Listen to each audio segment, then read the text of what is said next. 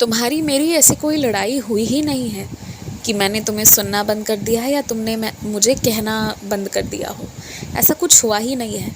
हाँ, तुम्हारे मन की कुछ बातें थी, कुछ लड़ाइयाँ थी, कुछ अरमान थे, जिसके वजह से तुम मुझसे बहस कर रहे थे, मुझ पर नाराज़ हो रहे थे और बहुत प्रेम से हो रहे थे। उसमें प्रेम था तुम्हारा, वो भक्ति का एक अलग रस है, उसका स्वाद तुम्हें समझ नहीं आएगा, वो मुझे मिल रहा था। लेकिन इन सब में मुझे तुम्हारी किसी भी बात का कोई बुरा नहीं लगा, तो तुम्हें इसके बारे में नहीं सोचना चाहिए। ना तो मेरी तुम्हारी लड़ाई हुई है, ना ही मैंने तुमसे बात करना बंद कर दिया है। हाँ, तुम मुझे सुन नहीं रहे हो क्योंकि तुम सिर्फ अपने बोलने में हो, तो मैं क्या करूँ।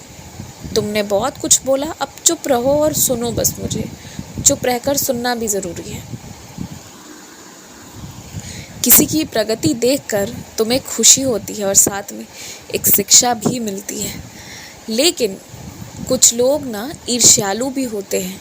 तुम ये भी जान लो, तुम्हारा मन साफ है, स्थिर है, इसलिए मैं तुम्हें इस बात के लिए आगाह करता हूँ कि भविष्य में जब तुम्हारी भी सफलता मिलेगी ना, तो कुछ लोग बहुत खुश होंगे, पर कुछ लोग ईर्ष्या भी करेंगे। तुम्हें संतुलन बनाकर चलना होगा। खुश होने वाले के पक्ष में जाकर और ईर्ष्या करने वालों के खिलाफ होकर कोई काम नहीं करना, बल्कि निष्पक्ष होकर जो सही है, जो उचित है, वही करना और करते रहना। तो धीरे धीरे पता है क्या होगा, ईर्ष्या से ऊपर उठकर प्रेम मिलेगा तुम्हें। प्रेम पाने के लिए बस प्रेम करने की आवश्यकता है और प्रेम को एहसास करने की क्षमता भी होनी चाहिए।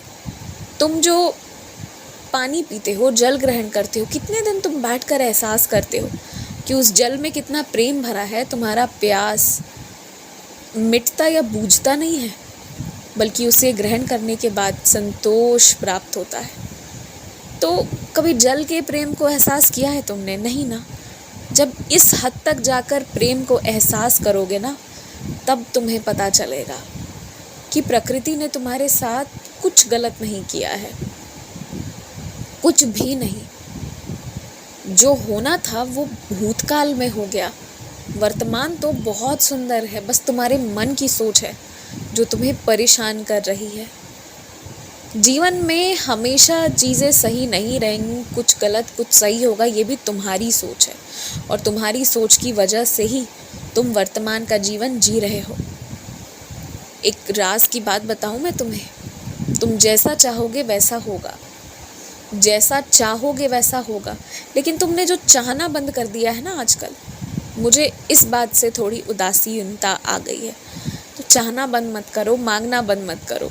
मांगने में, थोड़े विलंब में, सबूरी में और फिर एकदम से प्राप्त हो जाने में जो ये अनुभव होता है और ये जो सागर है जिसको तुम तैरते हो, कितना आनंद आता है इसमें। तुम्हें भी मुझे भी कभी दर्शन देने आना, कभी तुमसे बातें करना, कभी लुका छिपी करना, इन सब में मुझे भी बहुत आनंद आता है।